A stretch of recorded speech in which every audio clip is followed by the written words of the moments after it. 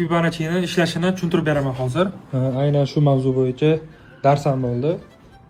Darajalari Fibonacci'ni bu yerda ham.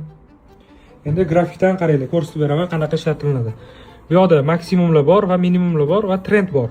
Qachonki bozor trendni buzgandan keyin o'zidan oldingi maksimum probit qiladi va impuls hosil qiladi A точка. A точкаga biz Fibonacci'ni tortamiz, ya'ni 100 уровень tepada, 0 уровень esa pastda bo'ladi. 23.6 va 38.2 mana bu joy.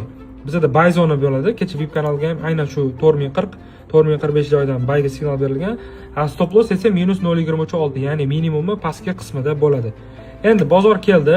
Bizda 76.4, 123.6 va 161.8 uchta tek profit urdi.